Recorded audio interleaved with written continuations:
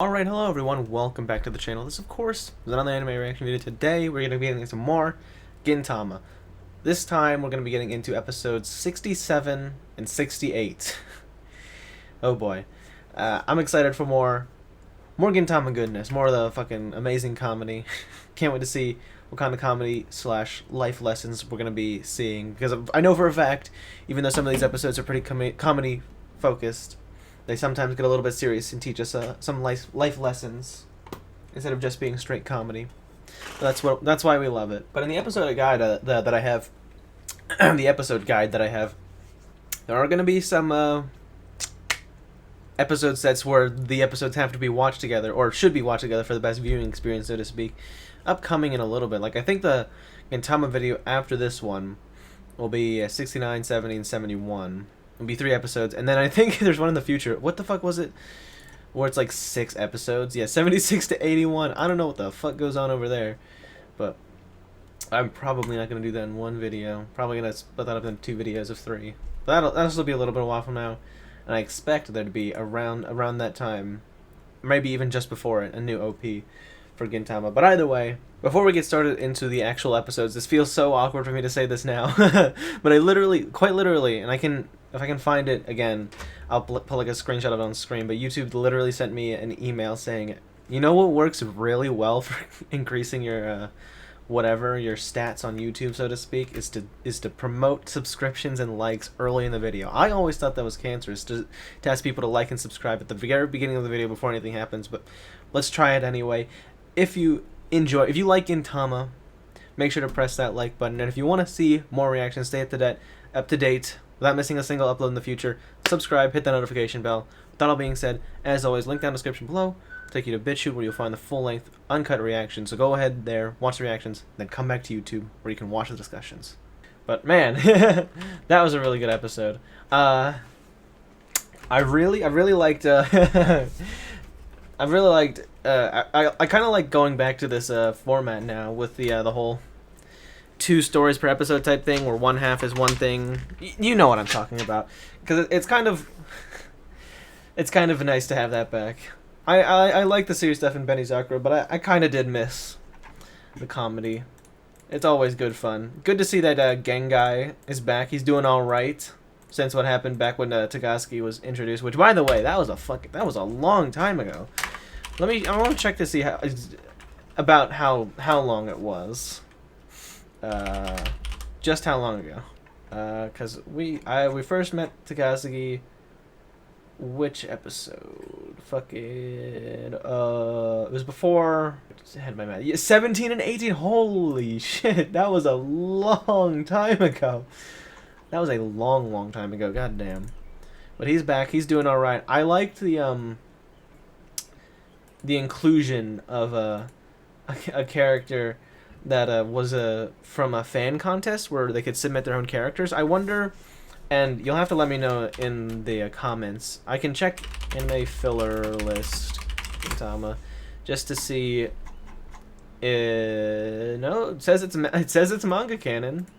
So that's pretty cool that Sorachi decided to have like a fan character for the manga, I assume, and then have them also be in the anime. That's really cool. I don't think I've ever heard of a manga or anime doing that before. Like, obviously earlier in Gintama there was that fan thing where they rebuilt the Neo Armstrong Cyclone Jet Armstrong cannon out of snow, and they submitted that, and the picture was at the start of one of the episodes, which is really cool. So it's cool to see good fan interactions with not only the Sorachi, the creator of the manga, Gorilla Sensei, and the anime staff. That's just really nice to see. This character was a lot of fun to see. Was not expecting to have a scene, and they know, they did this on purpose to make it like a really sudden and jarring like change in the episode feel, and then hit you because it was sort of more washed out and like, and it like yeah, like less saturated. That I was not expecting that conversation with Hattori and his ex-wife, or I don't know if they're still married and she just left, but I'm assuming they're divorced. Yeah, they're divorced. So I was God damn it.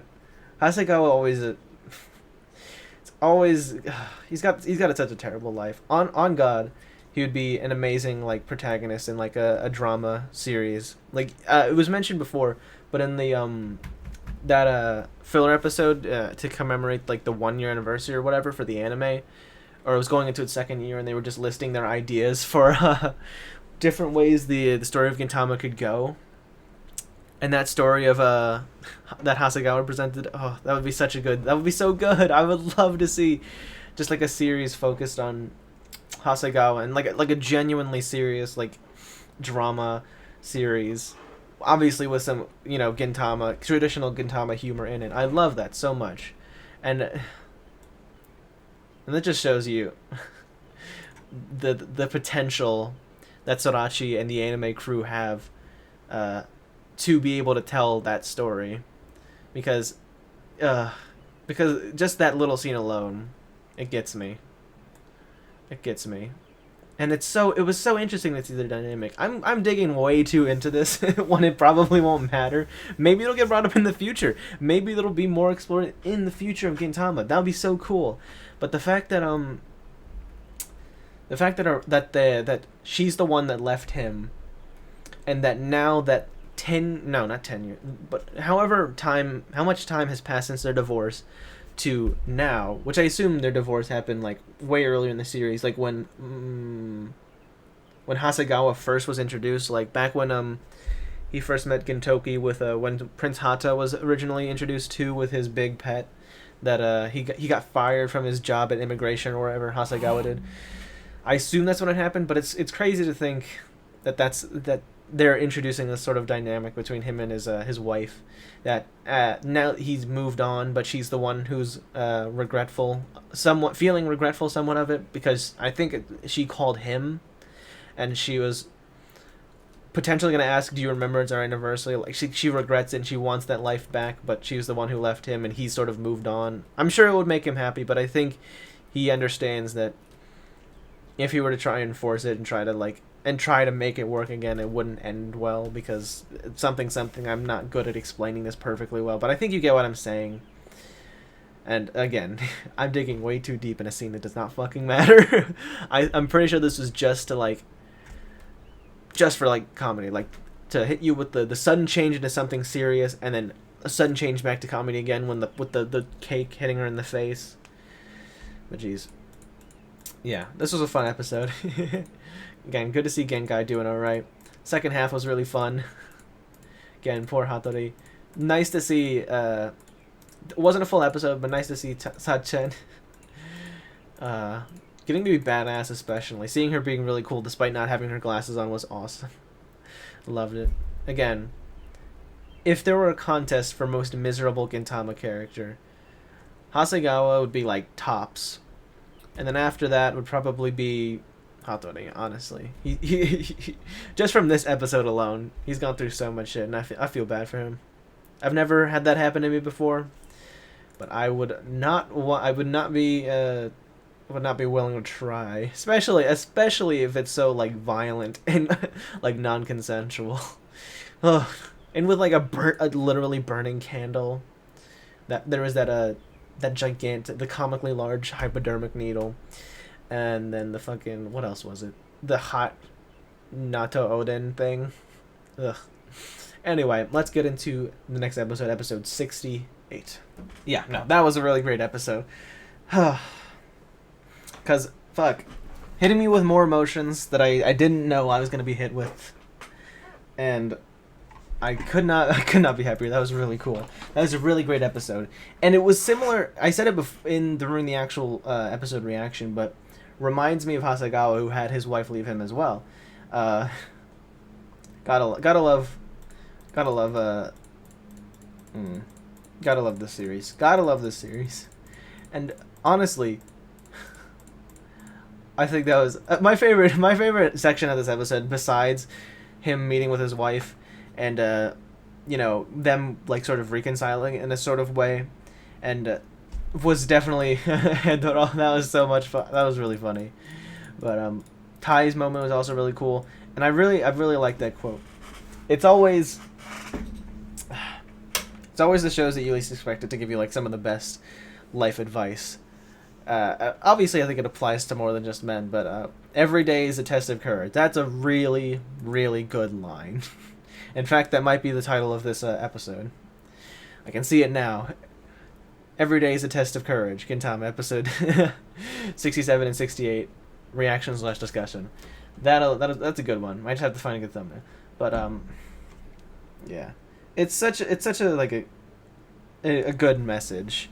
And I mentioned it before, but it does, that sort of message does kind of remind me of like the whole message of Evangelion, is that life is difficult and you might feel like you want to run away, but the whole point is that you shouldn't be trying to run away from your problems, because that'll only make things worse.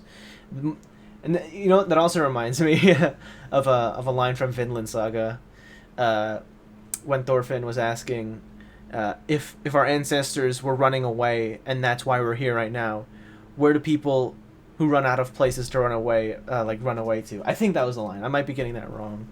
And that's the whole idea of, the more you run away from your problems, the less places you'll have to run away in the future, because eventually you can't run away anymore.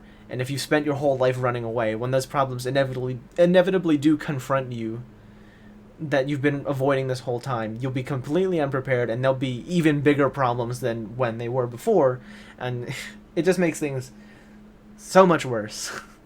So it's important to, even though life sucks and life is a struggle, to keep going forward anyway. Also the message of Berserk. because trying to run away from your problems will only make things worse. I'm repeating myself now.